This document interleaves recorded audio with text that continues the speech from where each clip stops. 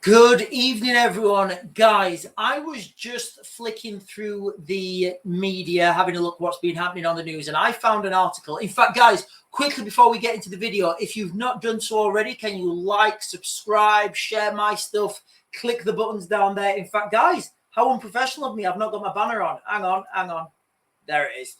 Yeah, so do the stuff with the buttons below. Really helps me out when you guys do that. But yeah, so I was searching through media, and I found an article by the Metro, and the article is 5 World War III flashpoints identified or something. And the article goes on and it talks about the 5 most likely flashpoints in the world right now.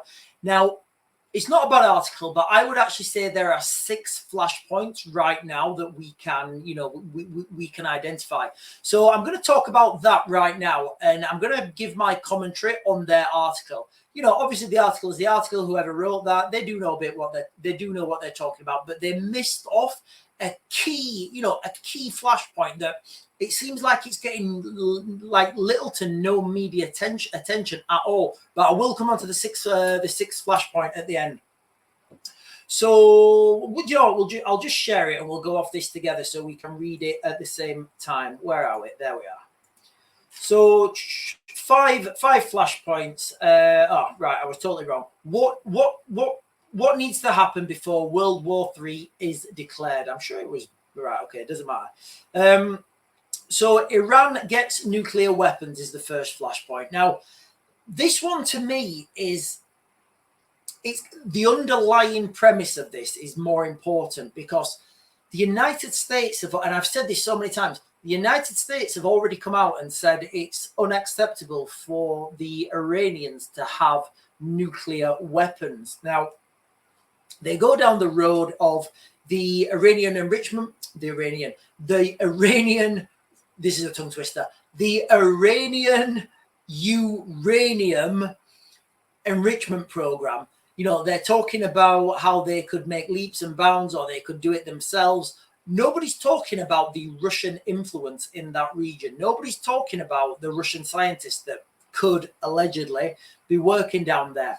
And all that aside, could it be beyond the realms of possibility that the Iranians just buy them from the Russians? Or do you know what? Or the Russians just give them? Remember what Vladimir Putin said, where he said, listen, you know what? I would potentially arm enemies of the West because you guys are arming the Ukrainians. So that's kind of the direction I would be going on if we're to look at Iran getting nuclear weapons. It would either be with Russian help, by the context that Russian scientists are helping the Iranians enrich their uranium, or for whatever reason, good old Uncle Vladimir just says, okay, Ayatollah, take nuclear weapon. It make more easy sense for me to do this. So, that is a really big one. And the fact that it has already been written into the United States, into the law, basically, in the United States, that's it is a really big one. Putin attacks a NATO country. Now, I don't think it really matters anymore. I really do think NATO is irrelevant. If you've read the articles in NATO and read the documentation, it's kind of not really worth it's not really worth the paper it's written on. And let me just come down here quickly because it shows you here. So NATO stands for North Atlantic Treaty Organization, formed in 1949 and now has 31 members from Europe and North America. Now, the main problems here is, all these countries have to agree on anything to move forwards. Now, where are we? So the 2 countries here, you've got Hungary, which Hungary seems to be kind of a pro-Russian, pro-Putin country.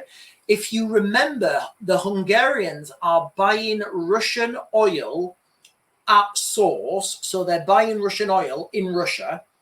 So that's now not Russian oil, that's now Hungarian oil. And then they're pumping it through, or it might be gas. And then they're pumping it through the pipelines now through Ukraine. So remember, that's not Russian oil anymore or Russian gas. That's Hungarian gas. And when that gets to Hungary, guess what? They get the gas or the oil from wherever it comes from, it's probably, it's definitely coming from the same place. But all that happens is it just becomes more expensive. So, it's kind of like all these tariffs and stuff and all these sanctions. It just puts the price up for absolutely everything. And the only people that pay for it is the rank and file person who wants to take their kids to school, wants to go on holiday in their car. It's just absolutely absurd. Anyway, and the other country you need to look out for here is Turkey. Turkey is a NATO member, but they are also a predominantly Muslim country. So it's going to be really interesting to see where the chips fall with Turkey. But anyway, I don't think if Putin attacks a NATO country, I don't think necessarily that could lead into a global conflict. And I give the example, if the Russians attacked a small border town, anywhere basically, any one of these little border towns, if they attacked a small border town, overtook it, and then there was no fighting, claimed that as Russian, there's nothing NATO could do. And my understanding and my interpretation of these documents are there's nothing NATO can do, because all that NATO can do is assemble a Security Council and then take whatever action necessary to bring peace and stability into that region. I've pretty much given you word for word what the articles say. Now, let's think about that. Restore peace and stability to that region. Well, look at all these countries here. All these countries have to be consulted. They all have to put their 10 pence in. You've got like 30, I think, is it 31 countries? Yeah. 31 members have to convene. They have to arrange a meeting. They have to all be there. David Lammy has to turn up and everybody else has to turn up and they all have to give their opinion and come out with a consensus. How long is that going to take? Days, weeks?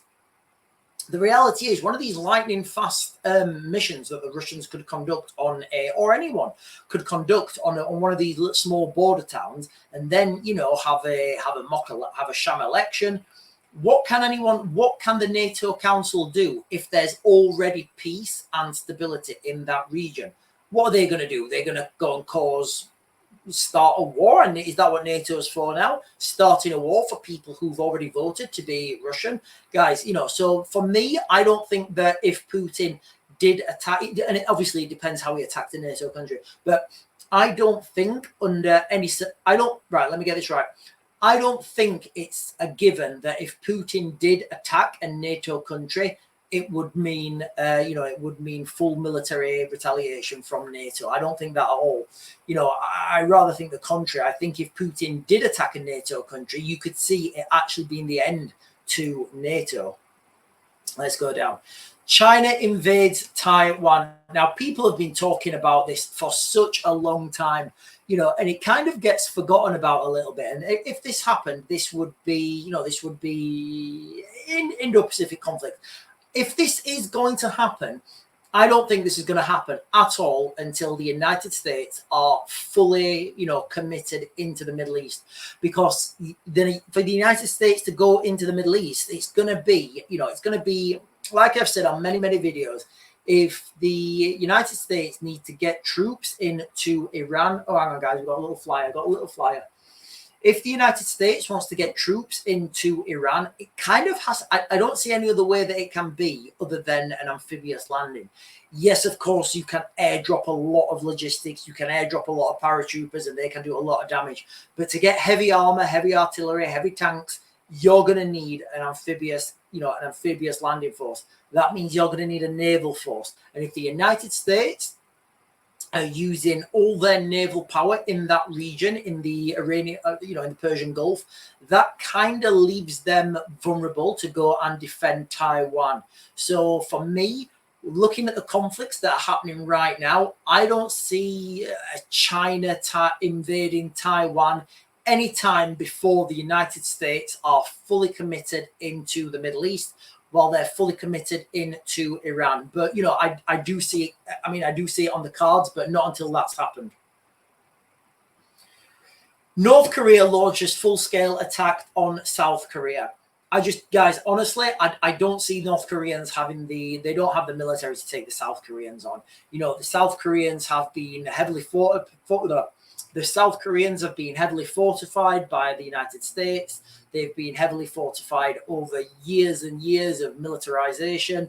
And the North Koreans, they don't really have much of a military. They claim they have some long-range weapons, but they certainly don't have boots on the ground to launch a full-scale attack to South Korea. So I don't see that as a feasible option.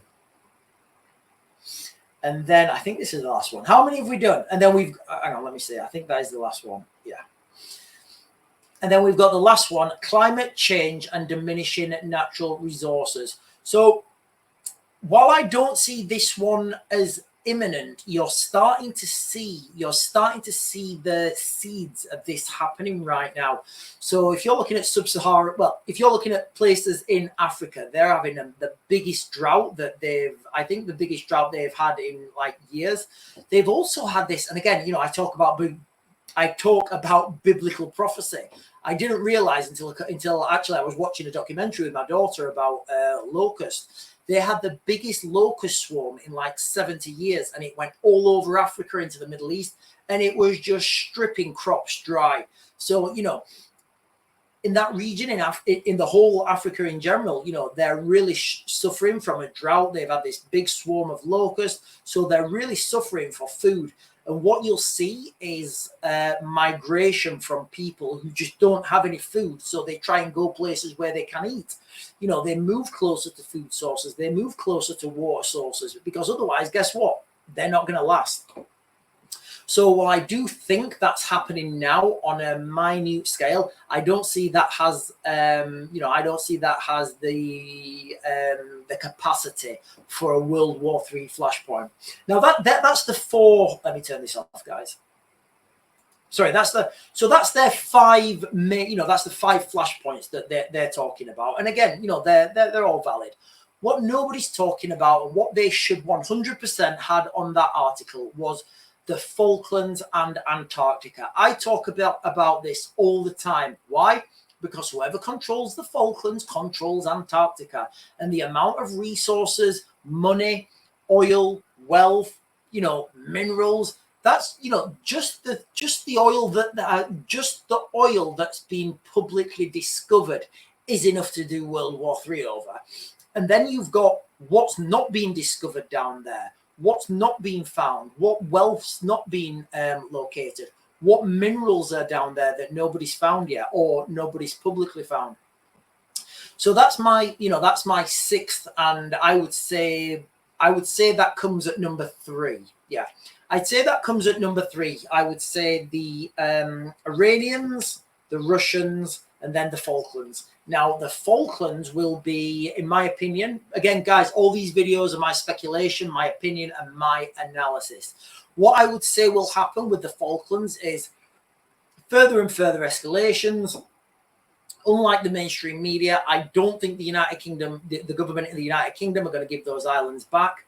What I will say is I think you're going to see more and more the Argentinians moving closer to Russia, moving closer to the BRICS.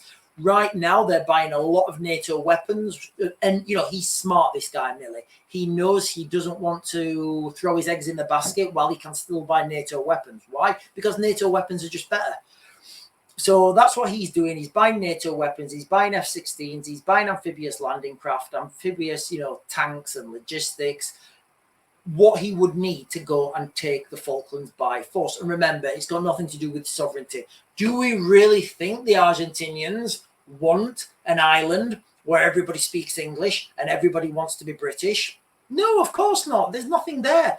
What the significance of that is the potential for that to be a gas oil refinery. So you can do your drilling, you can refine your oil in the Falklands and then ship your oil, gas, petrol, diesel, wherever you want around the world. That's the significance of the Falklands. And of course, whoever owns the Falklands owns 1/8 of Antarctica. Not only do you own 1/8 of Antarctica, you own the only place that you can land. It's the only place with a beach. Great Britain the British Empire have been fantastic doing this over the course of their history. Britain will move into a place and they will control the entry points. Like Gibraltar is a good example, the entry point to the Mediterranean.